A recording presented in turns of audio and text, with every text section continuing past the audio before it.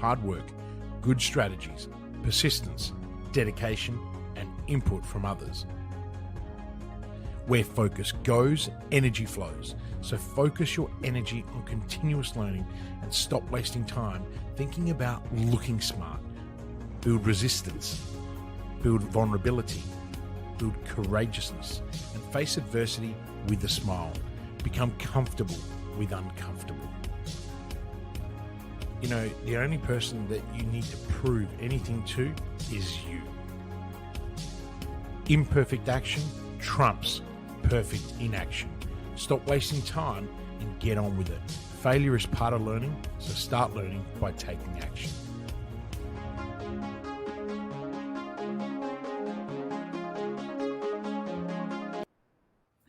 Simone, Lord, oh hi. Well, you're going to introduce me. Go for it.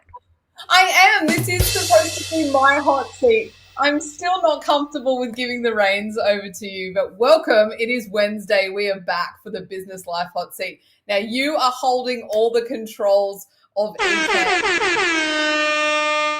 We have discovered that my regional internet and my children on devices were causing quite a bit of disruption to our live broadcast. So you now, Mr. Lavolsi, have all of the controls of Ecamm, and I'm really struggling with this.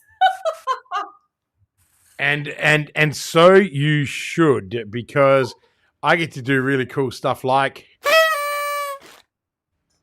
Yay! I love being annoying. It's so cool. And you are in one of those moods today, so I'll be interested to see where this call goes. Now, we are here to drop some value bombs and share and inspire to our audience and our viewers.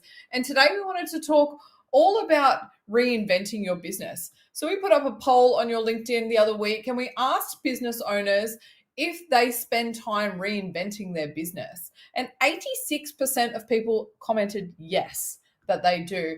So let's jump into the first question that I have for you today, Kristian, and that is, as a business owner, should you allocate time to think about how you can change and adapt your business? Is that something? Okay, so yes, indeed, the timer just started, and I'm about to tell you. Okay, yes, you should always allocate time to change, and I don't like the word change. I like to use the word transform, right? So it's our duty as business owners to constantly be looking for transformation. But I'm not talking about transforming what's not broken, right? It's really about being innovative and having an entrepreneurial mindset.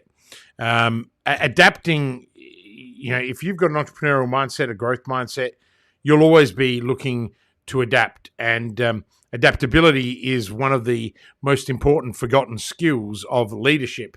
And that is because, we just went through a thing called COVID, where, you know, they shut down the entire world. And obviously, you know, people had to adapt. And the people that didn't adapt, they didn't die, but their businesses adapt or die.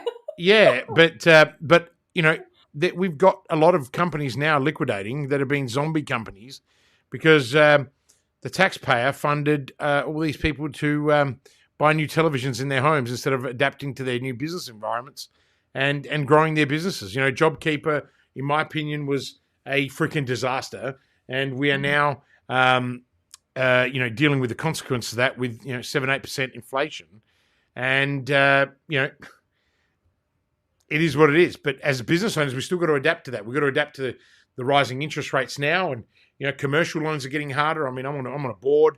I chair 5 independent boards, and we're trying to raise capital at the moment to build new facilities for manufacturing, and banks are coming in with valuations that are 30% lower than last year's market price, and it's like, mate, are you joking? Like, how on earth are you coming up with these valuations? And it's because it's serving them. Banks are out there trying to make super profits, and clearly $2 to $3 billion a quarter is insufficient to keep their shareholders happy. Mind you, I'm a shareholder, so I'm not sure what I'm complaining about. Yeah.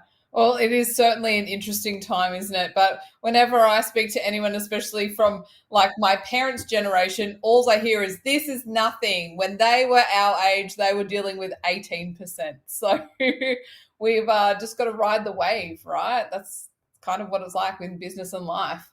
So that kind Absolutely. of leads into my second question, and you did touch on this a little bit in your first question.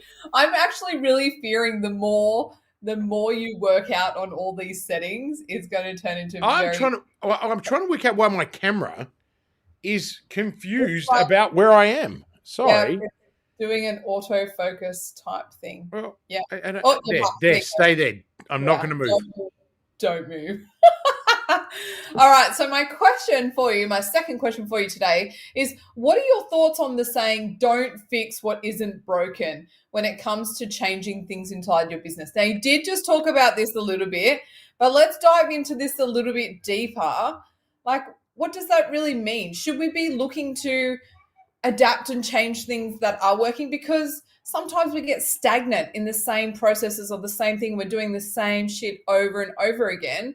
Or is it, if it works, then don't touch it. Let it go.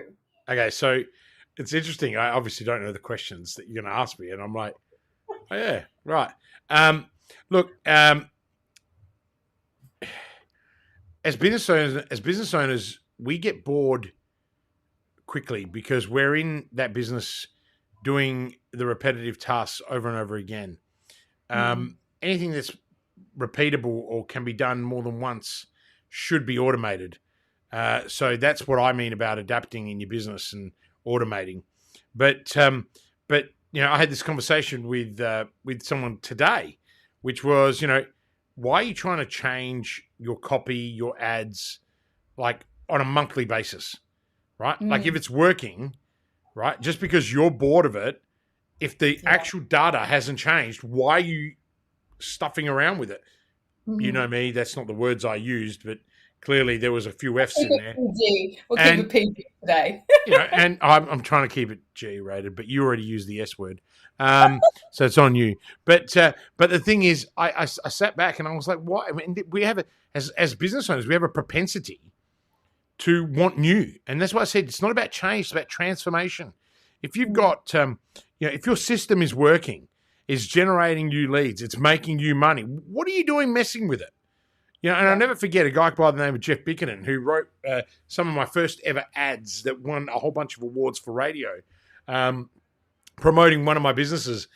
And I actually said to him after 18 months, man, I'm so sick of hearing this ad. He goes, it's won all these awards. It's brilliant. Your business is booming and everybody knows who you are. Yeah. What more do you want? Like, why do you want to change it? We didn't change it for 5.5 years. That's how effective it was. Wow. For 5.5 years. I mean, this ad made us probably $7 or $8 million worth of sales. So you kind of go, and that's when I first learned that you just don't change things for the sake of changing them. Yeah. Okay. So I know the timer went, but let's just flip the switch on that a little bit. What about when it's not working? Like, how long should you kind of wait before you go, you know what, something needs to change? Now, I know you've talked to us about only changing one thing at a time before, but how long do you really leave it before you go, all right, something's got to give? It depends. Look, Simone, that's a tough question because it really depends on the medium you're using. Like if we're talking about operational systems, you need to entrench them for a period of time, right? Habits take 6 to 8 weeks. So if they're people related, you can't chop and change. If they're marketing related and you're using, say, Facebook ads or you're using Google AdWords, then you've got a lot of data available at your fingertips.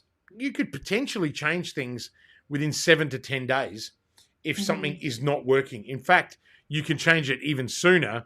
But, Facebook have now introduced this learning phase, which sometimes the thing can be in learning for a week, right? And not getting you anything because sometimes we narrow the market size that we want too short, and Facebook clearly doesn't want you to make way too much money, so they call it the learning phase to screw you around for a bit. But again, I say to people, those platforms you have zero control. They keep telling us that you have more control than you've ever had before, but the reality is we have no control. They could Yeah. turn off the whole thing tomorrow, and all the money that you've invested on your digital media assets is gone. And that's what we still say, that email is still king. Yeah. And in the US, they're trying to change the email laws. Again, I would argue, and this is a conspiracy theory that I'm making up. Let me be very clear. It wouldn't surprise me if the people that are lobbying against electronic digital marketing are actually the big social networks, because they don't want people to have control outside of their platforms. Now, that is a huge outlandish statement, and I have made it up.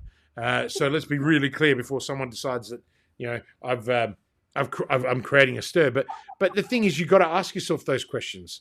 And all I'm saying to you as our listeners, our loyal, dedicated listeners of 2 people, that's you and I, Simone. But the reality of it is, we've got to find ways to take control. And phone numbers, email addresses is still the key way of owning the data yourself and having control.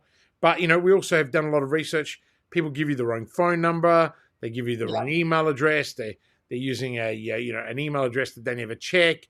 So it's getting harder and harder for businesses in the market, but also that is all part of adapting.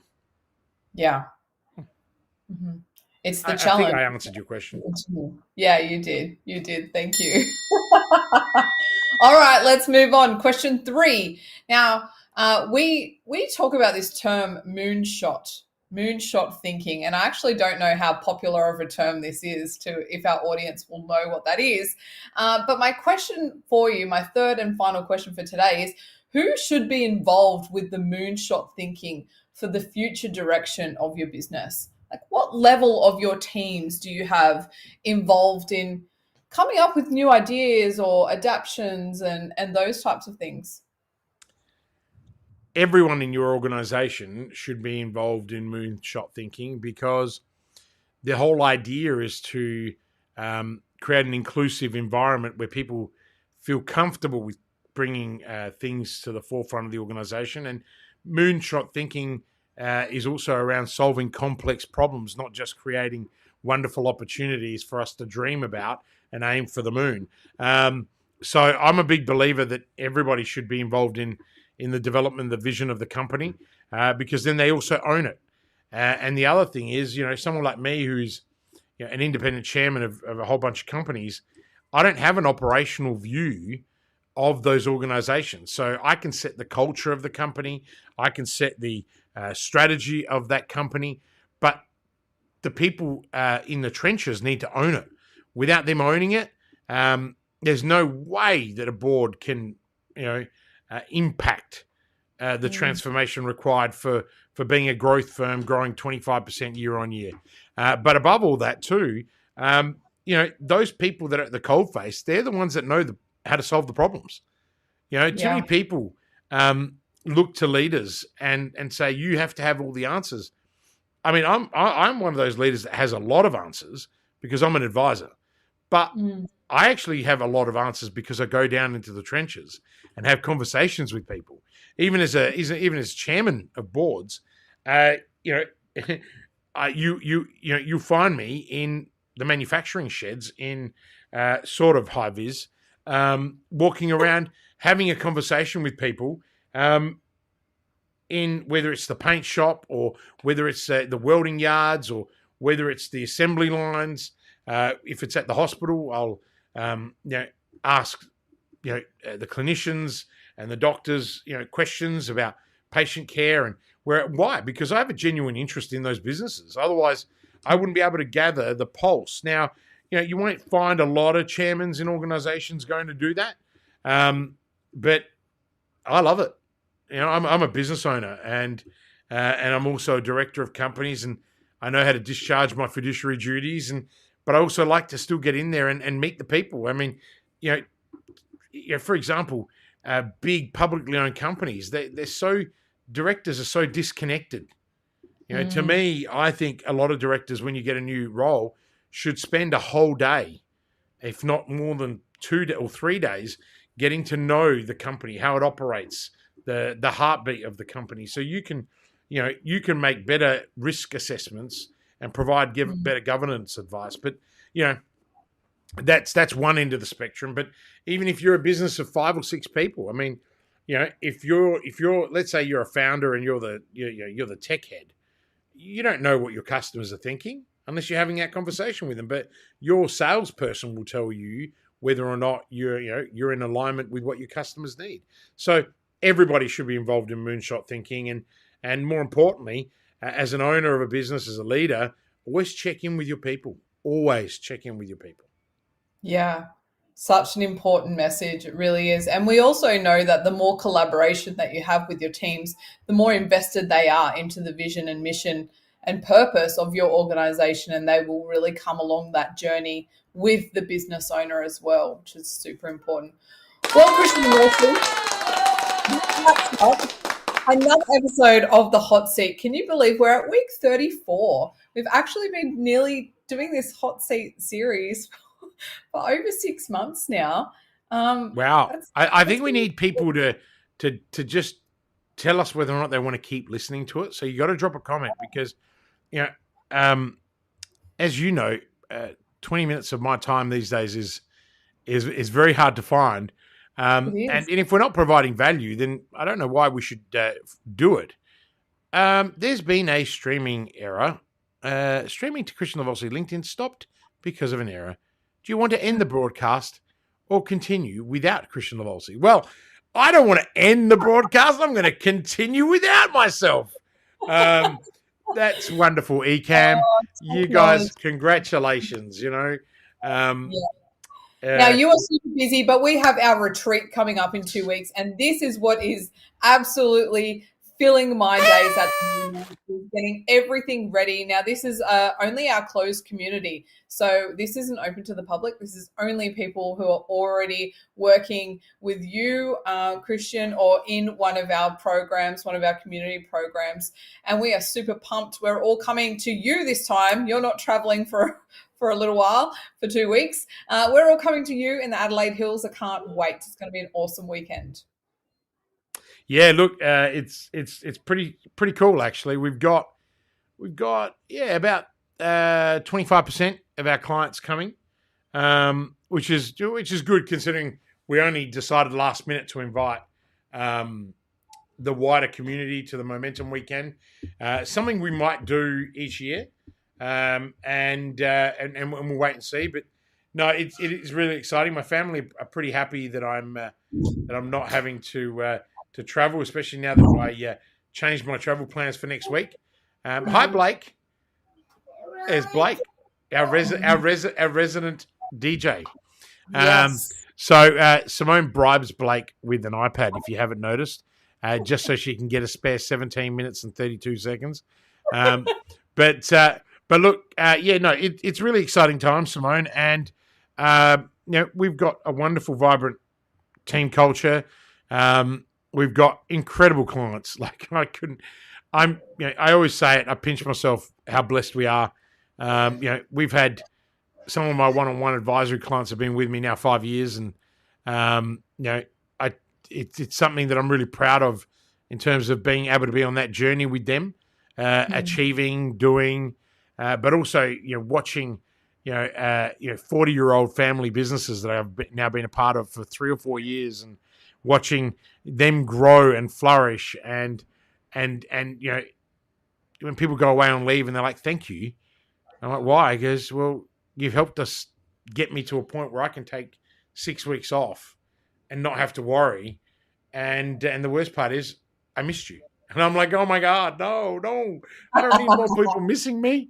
No, but it's really wonderful, and I feel so blessed, and I think that's a really important thing, is to have an abundance of gratitude in your life, if you want to do it. But look, Simone, I actually have to go, so right. I'm going to put the outro video on. Thank you, everybody. Bless you all. And here is a message from Adrian. Please listen to it, because it's pretty cool. Working with Kristian is a game changer. Hi, I'm Adrian Lee from GrowthLink Coaching and Consulting. I started working with Kristian in August 2020 as his LinkedIn growth consultant. We worked together on his LinkedIn brand for about 12 months before becoming business partners in Growth Outsourced late 2021. Kristian is a hidden genius. He helped me break through a significant financial target by restructuring my growth consulting online business offer. I don't know of any one person who can give you so much focus, clarity, and structure to live your purpose and get shit done. He holds you accountable to your words and gives you the tough love when you need it. I love his no BS approach to business and life. Everyone needs a Kristian Lavolsi in their life. Do whatever you have to work with Kristian. This is just the beginning for us, and I am super pumped to continue growing together. Thanks again, Kristian.